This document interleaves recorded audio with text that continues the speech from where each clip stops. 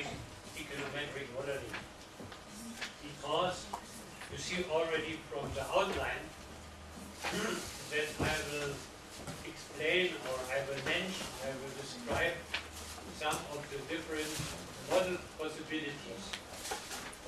I mentioned this morning there are many different models.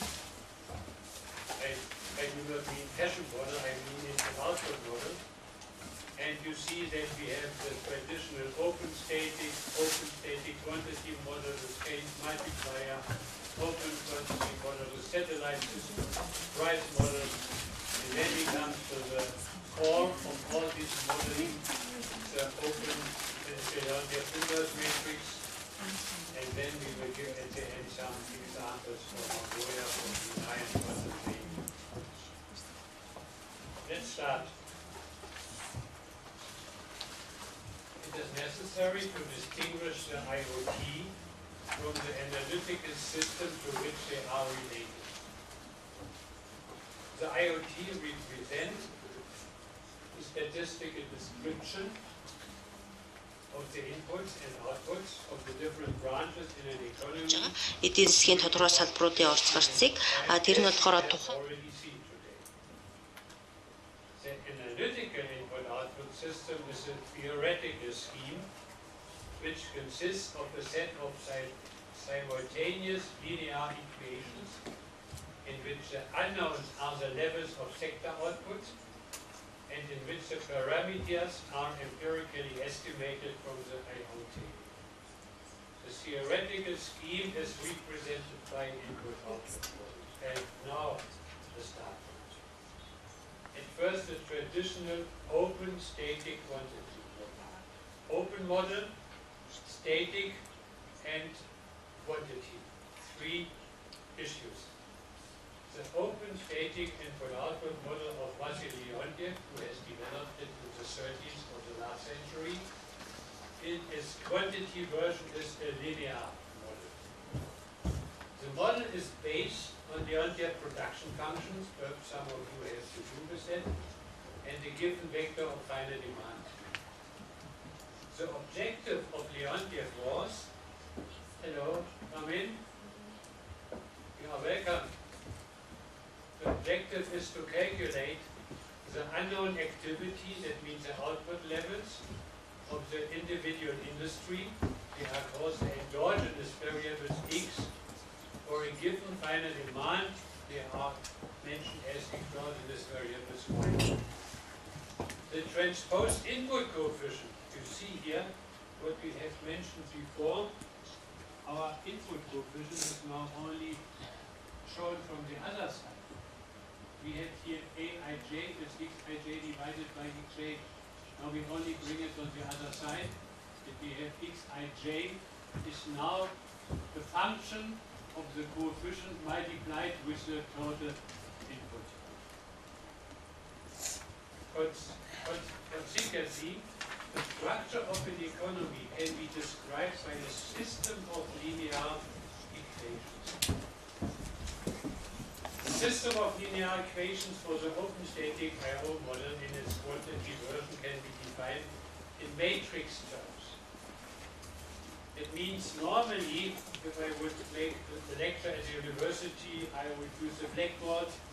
It would write a lot of equations. Rows, rows, rows, and I would write down A11 multiplied by X plus by X1 plus A12 multiplied by X2 plus and so on. In order to avoid this one, so that you are not fully drunken by the linear equations, I use such from the beginning the so-called matrix algebra. Matrix algebra means that you are bringing together individual figures in a so-called matrix or in a vector. And for that reason you can see the low issues and the big issues. A is a matrix of input coefficients with the elements A, I, J. That we have already heard. That was our input coefficient. Then we have X. X is the column vector of technology dependent production made up of elements X x1, x2, xn. Y is a column vector of system-independent final demand made up of elements y1 to yk. And I is a so-called unit matrix defined as a quadratic design in which the main diagonal elements are 1 and all off-diagonal elements are 0. And with all these issues, we derive the so-called Leontief matrix, unit matrix minus matrix of input coefficient is the so-called Leontief matrix. Behind all these vectors and all these matrices are a lot of different rows, lines with individual equations. They describe the economy, and I think they describe the deliveries to the intermediate, what we have learned, intermediate or intermediate consumption, plus the Y for the final use. But we are not using all the different categories of final use. We are using only one column for the whole final use, and this column will be our Y.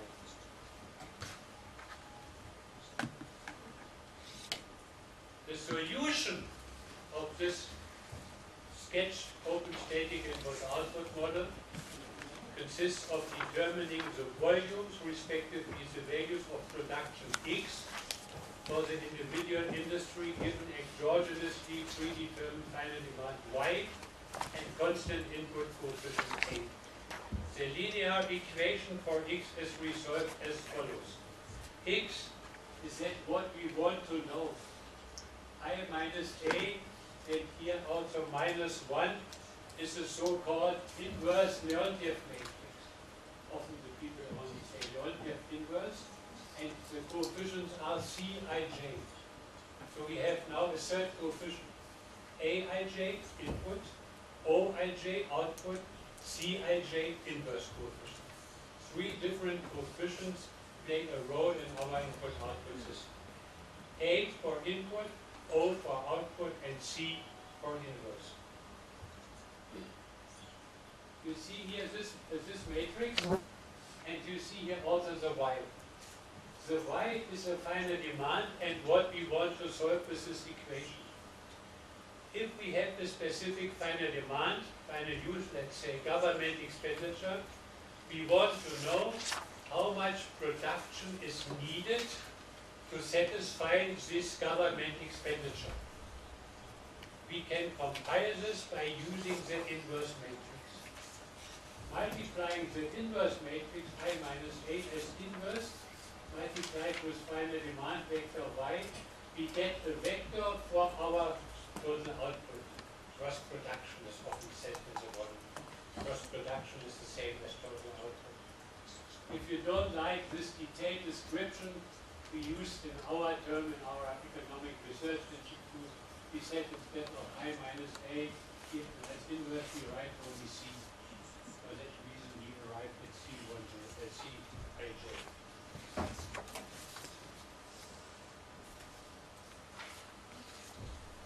Now it's a possibility that this model we have just made, I think that is the main terminus for this open static Leontief model, open static quantity model.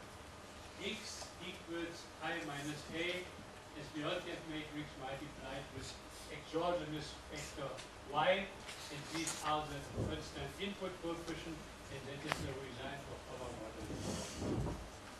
It is a traditional IO.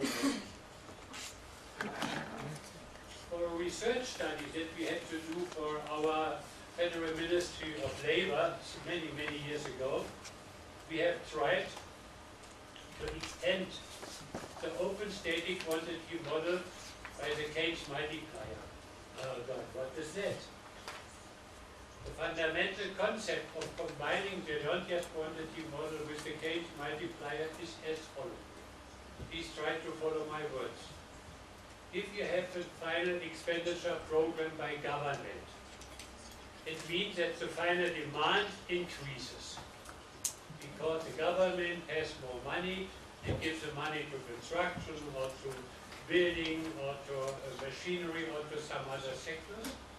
As a result of an exogenous stimulus, here I have also said that as assumed additional government spending, let's say on a job creation program. the number of unemployed persons is too high. The government wants to reduce the number of unemployed people and make a so-called special job regulation program. He makes it by giving more money, more finance to sectors, and hope that in these sectors new jobs will be created. And this additional demand, this expenditure of government, will induce a production increase. But during the production, also income will be generated, because the new people that have now a job, they get now enumeration, they get now compensation of employees, and that means the income generated in the production process will to some extent also be used maybe for saving or for consumption. And the extent, depending on the so-called marginal propensity to consume, that means the change in propensity induced by the additional income. Let's say a person or a family had 4,000 tourists, now they get more money and they have 8,000 tourists. They have 4,000 more. What they are doing with the 4,000 additional money? They can say, I have never been to the opera, the last year I go to the opera. He would say, no, I have only one beer in the evening. I like to have 2 or 3 beers. I could never buy a bottle of vodka. I buy now vodka. So you see 3 alternative uses of the additional income, of the additional money. That means if they buy tickets for the opera, I think the theater branch will get an additional demand. If they buy the beer, the Genghis Khan, or today we have already non-alcoholic beer imported from Bavaria, will be used, or we have vodka, okay, also from Mongolia. So I think the breweries or the spirit industry will get the additional demand. That means that according to the original expenditure program of the government, we have a secondary effect. Not only the production will increase, and with the production the income, but also that this income will be used by the now non-unemployed person to ask for more commodities, for more services. So the consumer spending in turn induces direct and indirect production effects and concomitant income and employment effects, which again bring about another change in private consumption. It is the next round, provide an incentive for a new round, followed by a succession of others. And the circuit incorporating these changes in final demand, in production, in income, and employment is covered by the so-called Keynes income multiplier.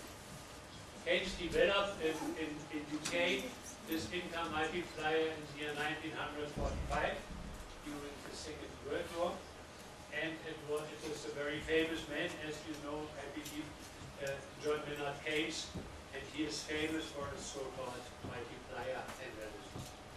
And we thought, okay, if we have an investment program or a government expenditure program, then we have to take into account these follow-up, because this follow-up will increase again the production that are induced by the expenditure program of the government.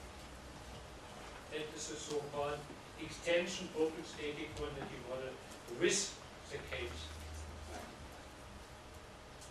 How it will be integrated into our model, you see this one we had already. I minus A was our inverse matrix.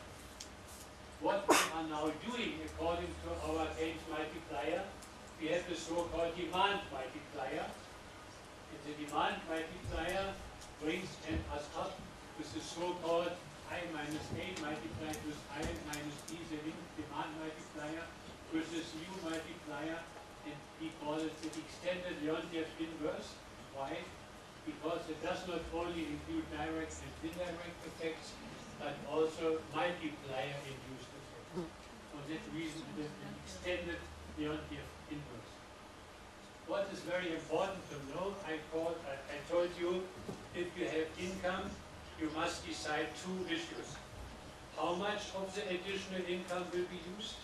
Because the other part perhaps will be saved. It will not be given to the production. And the second one is for what reason, for what purposes the money will be used. So I think we have two additional assumptions. We need an expenditure structure of the additional consumption, and we need the share of the income used for additional private, and that will be reflected in the W1, W2, and A3, which presents part of the primary input or value added. That is this M, that is the basis of the extended one-third. The other one we know already, that's the matrix of primary input coefficient for value added respective to. You see, it is the same basic traditional IO model, but it is in an extended version. And I think if you multiply it again with your Y, then you have again the computation extended by the case by the open quantity model with satellite systems. They are also used to use the study of the impacts of final demand on output, but according to appropriate extensions. So by what I have here mentioned, I think you have it already heard today more often. We are using it, I think there's a question also from the professor from the University of the Business. Labor, capital, energy, and emissions or pollution. And in case that the necessary information on these variables is available according to the same input-output classification, that's also a problem. If you have a table from NSO with 32 by 32, and you have only emission coefficients for maybe 5 sectors, okay, you can make the analysis, but the other sectors then are zero. Better would it be to gain so many as possible of the pollution coefficients, so that they are compatible with the IO classification. The satellite system for labor, capital, energy, emissions can be integrated into the traditional quantity model and also in the multiplier extended open static quantity model. How is the formula for including the satellite system? You see we have the old traditional formula. I minus A as inverse multiplied by Y. And that will be pre-multiplied by our B. And our B matrix is a coefficient for specific variables like for labor. Our labor coefficient we had used, I think, before the lunch when I showed you the labor coefficient and have shown you how many labor, how many employed persons are included are for final private consumption, for capital formation, and for export. So it is a pre-multiplication of the inverse and again our Y. This type of analysis is also based on restricted assumption of the static model, what I have mentioned in between. The assumption means that I think the coefficients are stable, but what input-output analytical approaches have shown, although they seem sometimes to be far away from reality, it can be concluded that input-output analysis offers at least opportunities to assess the order of magnitude of expected effects. It's not always good or it's not correct to say these are 5,450 persons. It's only the order. It will be around 5,000 will be affected. It is very important and it is a problem for politicians. As you know, politicians always know the direct figure 5.222 instead of saying only 5%, that's enough to know it. So I think that is a very important point that should be taken into account. These were all quantity models. Why I call them quantity models? They start from the final use part, from our Y, from our part of our final use. All quantity models are starting from the final use part. price models are more or less starting from the primary input side. So if you think from our beginning, first quadrant, second quadrant, third quadrant. Quantity models start with the second quadrant and multiply with inverse of the first quadrant and got the total output at the right. Price models are mostly, and also be made the other way, but mostly starting from primary inputs. They are changing the primary inputs multiplied with inverse, and they get price and cost effects on the total inputs. So I think these are the two different approaches. Prices are determined in an input-output system from a set of equations which shows that the price per unit of output in each sector of the economy equals the total outlays incurred in the course of production. I think that is what's behind total input total output. The outlays comprise not only payments for intermediate inputs, as we have learned, purchased from the same and from other industries, but also for primary inputs. And we have seen primary inputs consist of intermediate imports and GDP components. GDP, we also know, on the other hand, includes a value added and also some data for capital and labor. And in the IoT, the costs of production are reported for each industry in the corresponding column of the input-output table. That is our third quadrant of the input-output table. We see how much have been paid for compensation of employees, how much they have operating service, how much they have given for intermediate import, and so on. So these are all cost elements. Open static price model is to calculate the unknown product prices. Often we calculate price indices for exorbitantly given primary input quotas. The calculation of price changes due to changes in the cost of one or more primary inputs takes also into account all the interdependency between the various products. Why? Because we also include here our inverse matrix. But you see the difference. If we are using the quantity model, we have the Y behind the matrix. It is a post-multiplication. If we go to the price model, we have a pre-multiplication. The inverse will be behind the data which we are changing. So if you see a formula where some corresponding vectors are before the inverse, you could have in mind it is more or less a price-oriented model. If you have this issue like Y behind, you can have the idea it is more quantity-oriented model. Here you see again the sum explanation for the XP, this one here. It is a transpose vector of prices for commodities, price vector for primary input component, matrix of primary input, and which we know how I don't have inverse matrix. So we have seen we have many different input-output models. But the main, as I mentioned this morning, the main model used will be the traditional quantity model because it does not need so much information as the model with the extended change multiplier. More often used is also the price model. Now let's come to the main issue of all these models. The solution of the input-output model, and the solution of the input-output model is given with the Leontief inverse. Ci minus A as an inverted matrix, this one. And here is an attempt to explain it.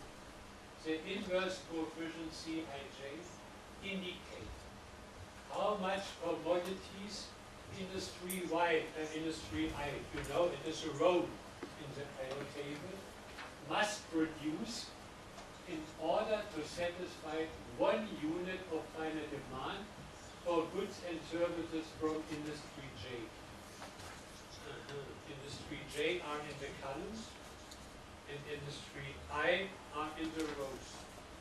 So I I start my initiative in the headline of an input-output table and ask for more coal, I ask for more manufacturing issues, I ask for more trade service, I ask for more education.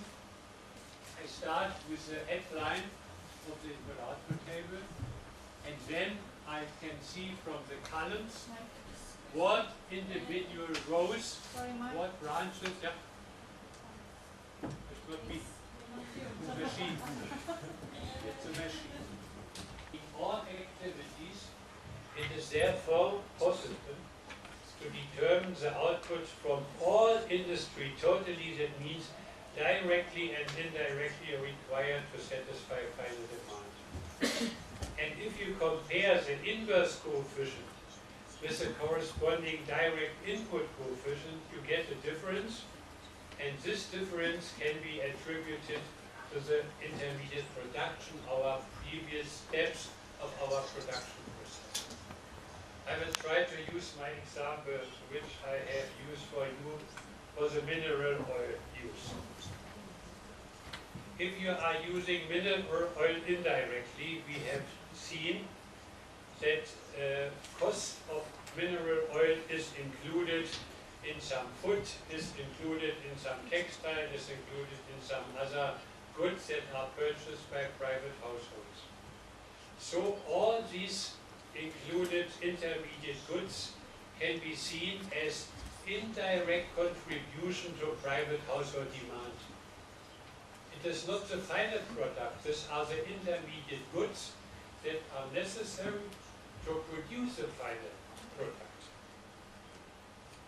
I believe this might explain you a little bit better what's behind what we have also seen with the backward effect. It's more or less the same, but only written as formula. The inverse matrix here is split up into different components.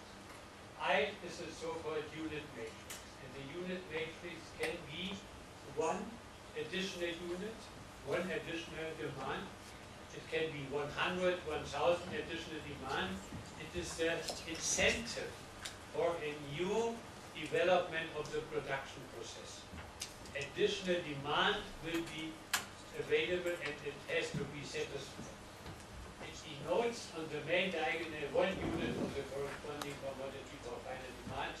You will see now later on in the matrix that in the main diagonal we have always 1, 1, 1, 1 in addition. A are our direct input requirements of the producers of intermediate goods. If we have the production of a car, we have intermediate inputs are produced, as we have seen, by rubber, by plastic, by iron and steel, and these are according to our direct input structure, the input coefficient.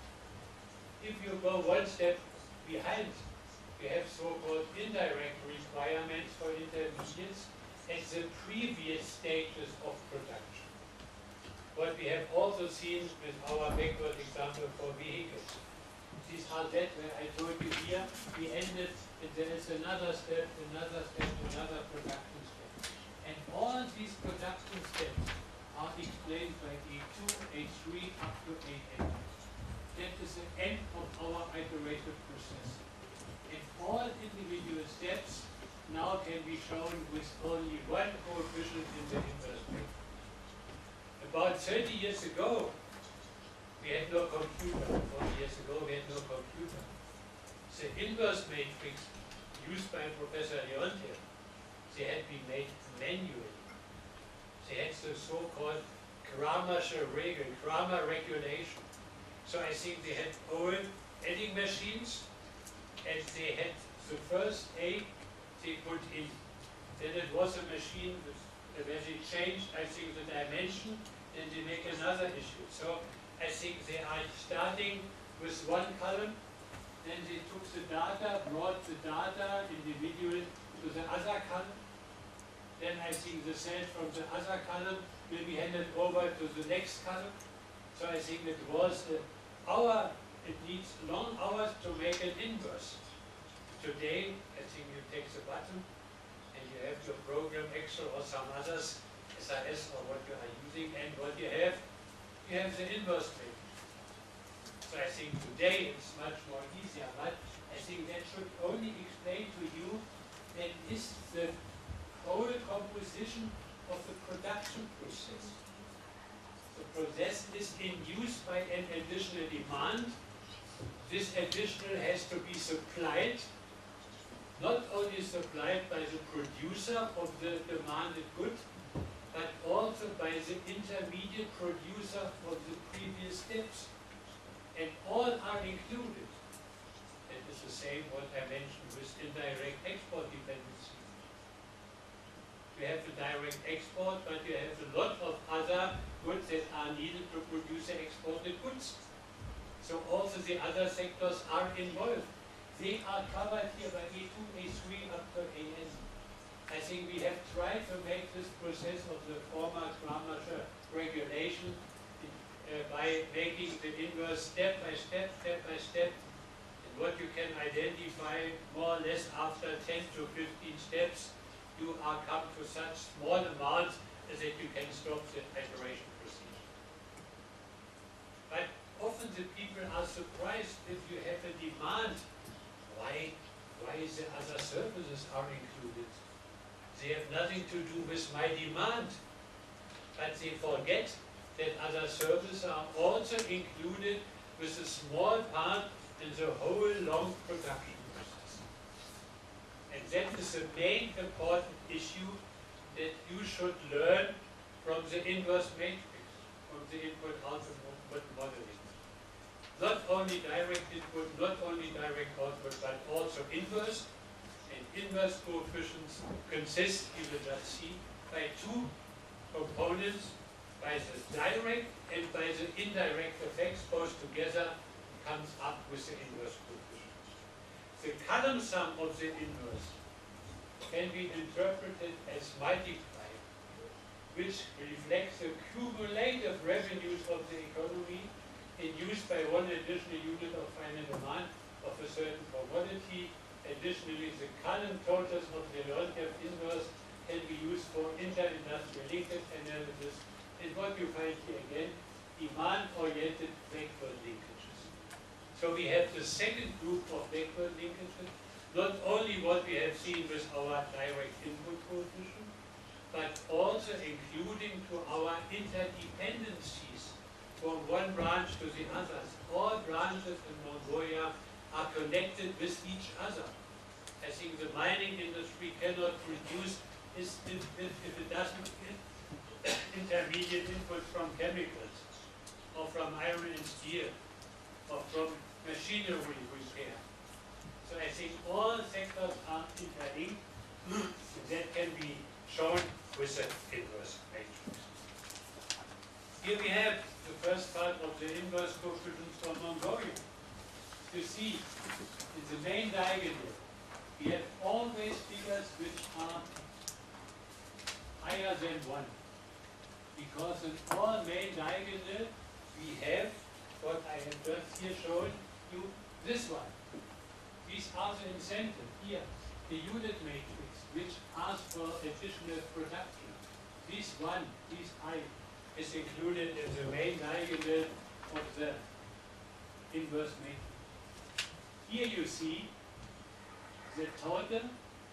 If we have one additional demand for agriculture, the whole economy of Mongolia, according to the structure of 2010, has to produce for, I think, the 1 unit, you can deduct the 1 unit, 0.29 units, again for 1 unit, or 1.29 if you include the 1 unit. So you see, most of the industry are higher than the 1 unit, which is the additional demand. Why? Because all sectors are included a little bit. You see, for example, here's my example, other service activities are also connected with a very, very, very low amount. When you multiply it by 100, you have 0.03%, a very low amount. But they are also included, they are packaged, they are needed.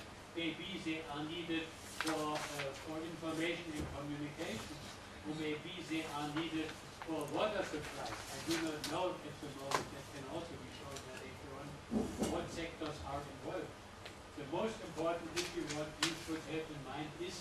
that 1 unit of additional demand, you can also say 100 units of additional demand, would induce in the Mongolian economy 129.5 production. According to the indirect linkages. And if you look into the last row, you can identify the highest multiplier. The highest multiplier is, I believe, I think we have in 1. We have already, I think, the 2. Let's see whether, yeah, here we have 2. Electricity and water supply. It has to do because these two intermediate inputs are used by every industry. So I think you have a very high impact. These are also impact on the production in Mongolia according to changes in final demand.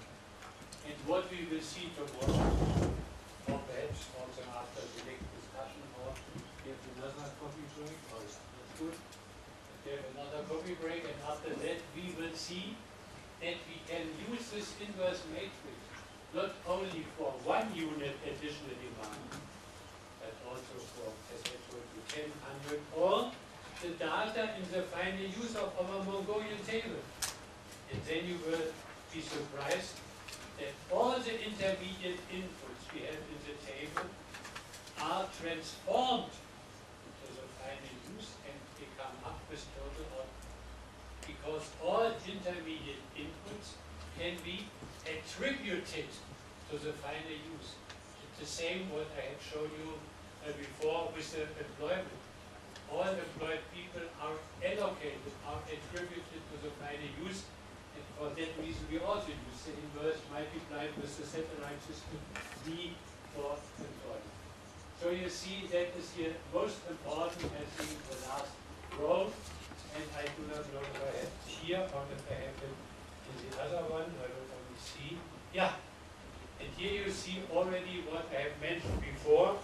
If you look here, for the last column of the inverse matrix, you have Z, what we have called forward linkages by the output coefficient, but now we have forward linkages including the indirect interdependencies. And if you look for the last row of the inverse matrix, then we have here in the last row the same as we have learned for the backward effects, backward linkages, but also including the indirect effects. Indirect effects are always all the links, and we will then also deduct direct from the inverse, and we will see with what amount the 20 sectors are contributing to the satisfaction of the additional demand. You remark, or I think you see that I was right by telling you that is the most important and most difficult problem to be understood, because it is the basis of all the other issues we are doing in the next steps. Now I have only some 3 good practice examples for the use of inverse coefficients. I have here taken from our study which we have made in 2010 as consultancy works in the Brunei Dar es Salaam Sultanate. We have written a sick report, and so you see here total direct and indirect input coefficients for electricity, gas, steam and air conditioning supply. What I have fully selected, for what reason? I have selected this one because you can see that the direct effects here of, I think, electricity, gas, steam and air conditioning supply are 0.55 in natural gas, liquefied gas, or rather, because Brunei Dar es Salaam is a country that is producing a lot of gas that will be exported to Japan. And you see here the amount of coke and refined petroleum products also need electricity, gas and steam. These are the 2 main users, and those together comes up here, but it's only for information, only there are some other. But what is the point of this slide is that again also we have indirect effects. What I have just tried to explain to you, and you see here the indirect effects of, I think, electricity, gas, steam and air power in the natural gas, liquefied and gaseous state are again 0.33, both together are the total use or the total production of electricity per year to satisfy the national gas request. And here you see also, it's very nice that the direct is 0.05, but also a small amount. And here for food petrol, you see we have no direct but only indirect effects.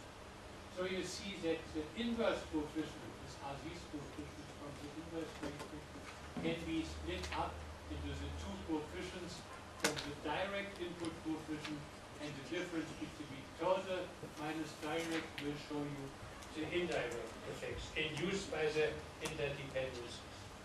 The same has been done for Tanzania, inverse coefficients for energy. Here you see again the direct requirements of electricity and gas in growing of sugarcane, in petroleum refineries, in grain of milk products, and so on. Is, I think, selected data from a report of one of the colleagues from the Tanzanian Bureau of Statistics. He has written a paper from a workshop we had at the end of our project. So it was direct and indirect requirements of energy in Tanzania. And you see, not we have only the direct effect, but again, in each of these requiring sector energy, we have also a lot of indirect requirements, and both together comes up with the total requirement of electricity and gas. And the final example, no, there's no final, it's only thank you for your attention.